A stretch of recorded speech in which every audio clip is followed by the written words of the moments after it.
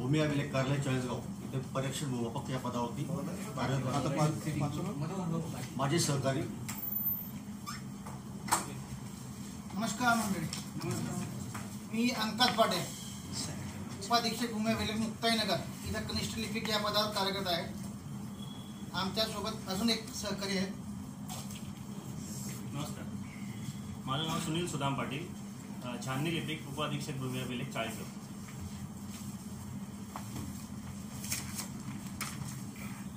सन्माननीय व्यासपीठ आणि माझे सहकारी मित्रांनो, आम्हाला आज सर्जनशीलता व समस्या निराकरण हा विषय देण्यात आलेला आहे.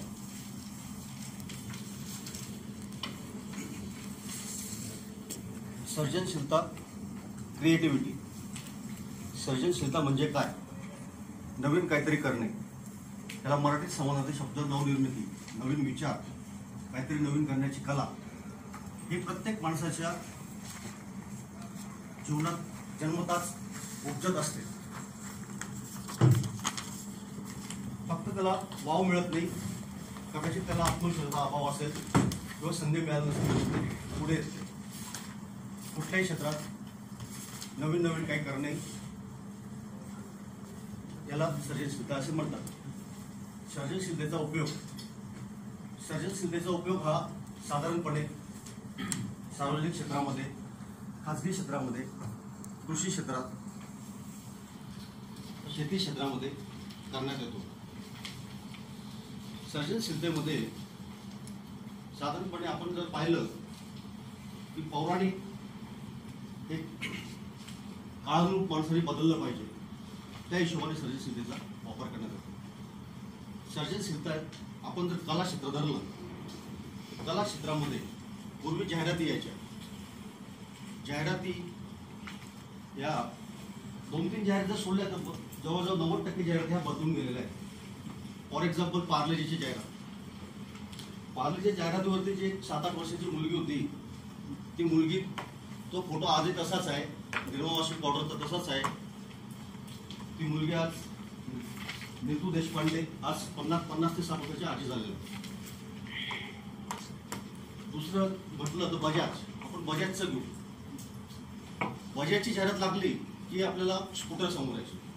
बजाज आणि स्कूटर हे दोघं पूरक होते एकमेकांना. त्याच्यामध्ये बजाजच्या लक्षात आलं, त्या कंपनीच्या लक्षात आलं, मालकांच्या लक्षात आलं की बुवा आपली कंपनी जर स्पर्धेत टिकवायची असेल तर आपल्याला क्रिएटिव्हिटी करणं गरजेचं आहे. त्यांनी क्रिएटिव्हिटी करता करता बजाजचं स्कूटर ही जी आहे, हिचं मॉडेल काही लांब पूर्ण चालणार नाही हे त्यांच्या लक्षात आल्यानंतर त्यांनी त्यांचे अनेक मॉडेल्स रस्त्यावरती आणले आणि आज ते स्पर्धेमध्ये टिकून आहे. आपण दुसरं उदाहरण घेऊया आपल्या विभागाचं. आज 70 ते 80 वर्षापूर्वी, आजपासून 70 ते 80 वर्षापूर्वी आपल्या विभागामध्ये मोजणी करण्याकामी शंकुसाखळीचा वापर करण्यात यायचा. शंकुसाखळीची मोजणी म्हणजे अत्यंत कठीण काम, परिश्रम, मेहनत. एक सर्व नंबर मोजण्यासाठी साधारणपणे 7 ते 8 दिवस लागायचे.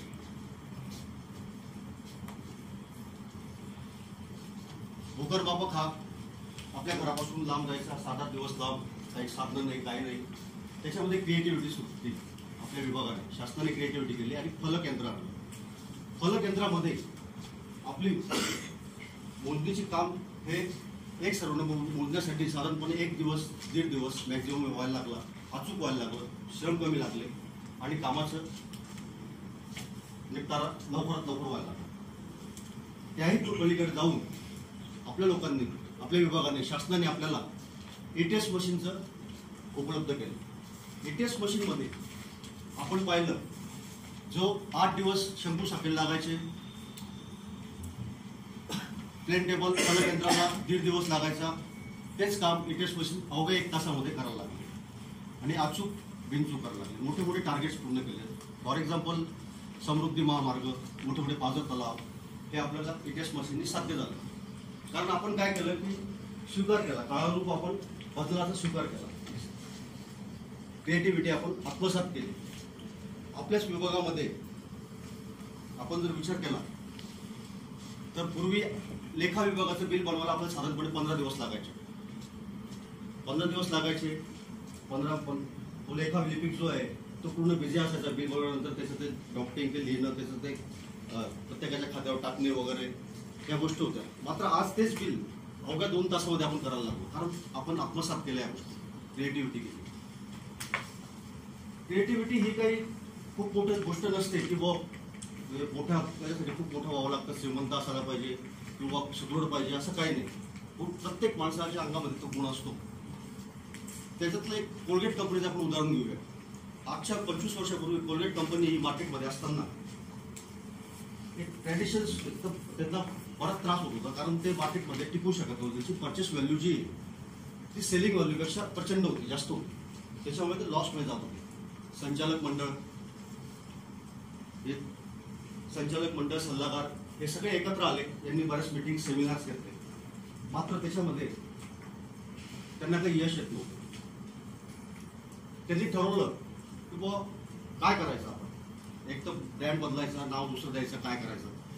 सहज एक डायरेक्ट संचालक मंडळांनी एका संचालकाने एक कामगाराला विचारलं की बाबा तुला काय वाटतं रे, आपली कोलगेट कशी चालेल.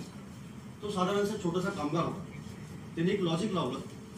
ते सांगितलं साहेब तुम्ही एक काम करा म्हणे, तुम्ही आपण जी कोलगेटची पेस्ट असते त्या पेस्टचं जे बूज असतं जिथून पेस्ट बाहेर येते त्याची साईज थोडी वाढवा.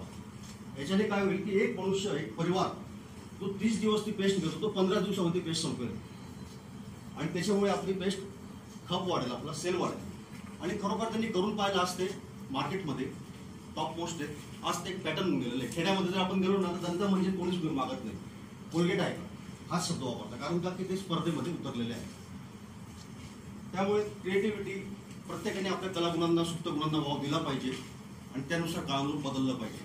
आपल्या विभागात आपल्या लोकांनी केलं पाहिजे की टेस्ट मशीन शिकलं पाहिजे. टेस्ट मशीननी किती % कामं होत आहेत, त्याचे प्रिंट्स कसे निघत आहेत, बोलदिशीचे नकाशे आपण टोचत बसतो, 2-2 दिवस त्याला लागतात. त्या प्रिंट अवघ्या अर्धा तासामध्ये आपल्या 4 ते 5 प्रिंट निघू शकतात. आणि विशेष म्हणजे ते स्टोअर राहतं सगळं. कधी आपल्याला भविष्यात ते लागलं तर आपण त्याचा यूज करू शकतो. त्यामुळे क्रिएटिव्हिटी आत्मसात करणे अत्यंत गरजेचे आहे. एवढं बोलून माझे भविष्य.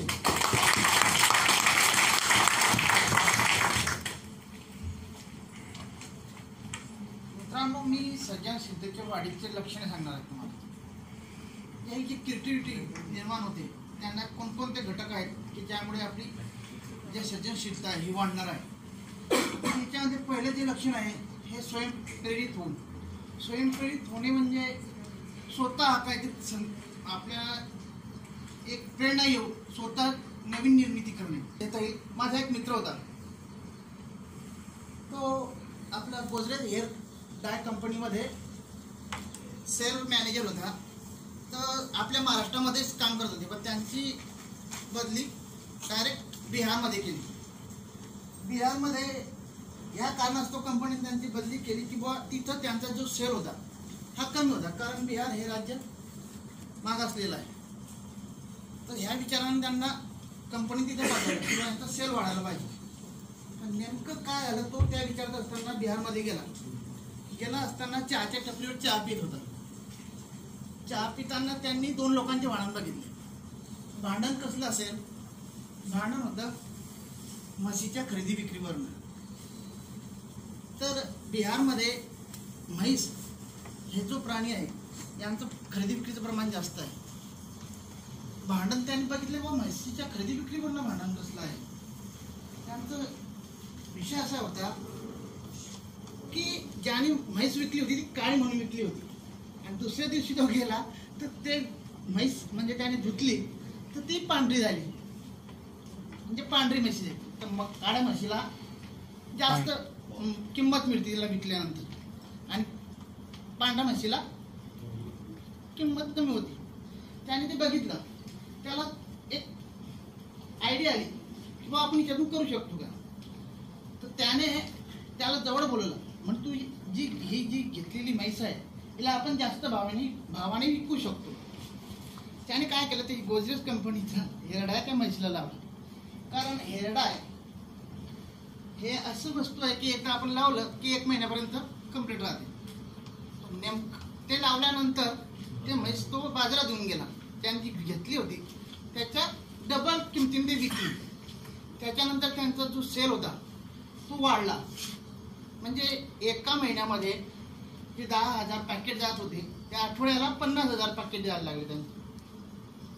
त्याच्यामुळे हे त्याला नवीन सुचलेली एक क्रिएटिव्हिटी.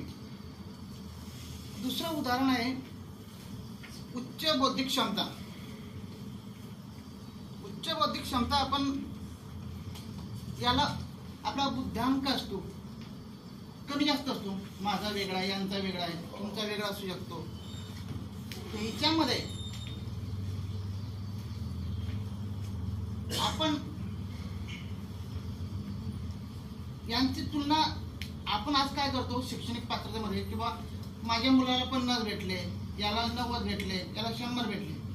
परंतु जे अगोदर जे आपल्या अगोदर जे कमी बुद्ध्यांकी असलेले लोक सुद्धा नंतरच्या काळात फार उंच पातळी गाठलेली आहे त्यांनी. त्यांचं उदाहरण द्यायचं म्हटलं, अंबानी आहेत, धीरूभाई अंबानी. हे साध्या पेट्रोल पंपावरती काम करायचे. आज रोजी ते आपल्या भारतातले सर्वात श्रीमंत व्यक्ती आहे. तिसरा आहे सचोटी. सचोटीमध्ये चिकाटी, एक निष्ठा, कामपूर्ती आणि शासनाप्रती बांधिलकी आपली. याच्यामध्ये आपण आपले माजी राष्ट्रपती श्री अब्दुल कलाम यांचे उदाहरण घेऊ शकतो. अब्दुल कलाम यांची एक स्वतःचं ॲम्बिशन होतं की मला पायलट व्हायचं आहे. पायलट व्हायचं आहे तर त्यांनी त्या दृष्टीने पाऊल टाकत ॲप्लिकेशन केलं आणि एका एअर कंपनीमध्ये इंटरव्ह्यूसाठी सुद्धा गेले. पण तिथं जागा होत्या 13 आणि इंटरव्ह्यूसाठी गेलेले लोक तिथं होता. त्यांना फुल कॉन्फिडन्स होता की माझी निवड होईलच.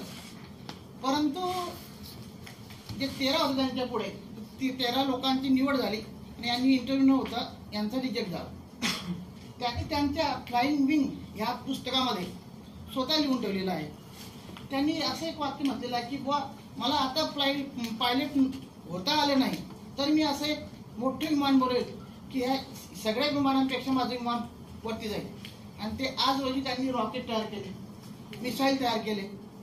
त्यामुळे हे जे आपली चिकाटी आणि सचोटी, एकाग्रता यातून सिद्ध होते. त्यानंतर मंथन म्हणजे ग्रुप डिस्कशन, टीमवर्क.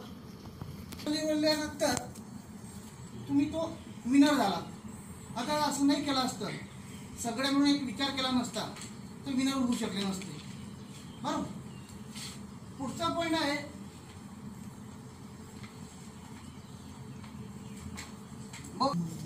सदर विषयाबाबत आपल्याला काल काकडे सरांनी चांगल्या प्रकारे मार्गदर्शन केलेलंच आहे. सदर विषयाचा जर आपण विचार केलाच तर सर्जनशीलताच म्हणजेच नवनिर्मिती प्रत्येक माणसालाही जन्मापासून ते मरेपर्यंत उपजतच असते. परंतु काही लोक त्याचा उपयोग चांगल्या प्रमाणे करतात, काही लोक म्हणजे आपण कंटाळा म्हणतो एक प्रकारचे, कंटाळावर त्यामध्ये लक्ष देत नाहीत. आहे तसंच रुटीननुसार आपण जगत असतो. त्याच्यामध्ये आता काल सरांनी असा विषय बऱ्याच जणांना अनुभवत आला असेल की सरांनी आपल्याला काकडे सरांनी काल सर्जनशीलता एवढं शिकवलं परंतु समस्या निराकरण शिकवलंच नाही. बऱ्याच जणांच्या मनामध्ये प्रश्न असेल, पण तसं काहीच नाही. सर्जनशीलता हा विषय जेवढं सरांनी व्याख्या सोडून जेवढं लेक्चर दिलं त्याच्यातच समस्या निराकरण हा विषय येऊन गेलेला आहे. सगळ्या त्यांनी जेवढे प्रॉब्लेम प्रत्येक सेक्टर वाईज सांगितले त्याच्यामध्ये त्यांनी समस्या निराकरणच सांगितलेलं आहे, बाकी काहीच नाही. तर याच्यामध्ये आपण जर उदाहरणच घ्यायचे ठरले 2-3, मी जास्त वेळ घेणार नाही, आमच्या ग्रुपने आधी जास्त वेळ झालेला आहे.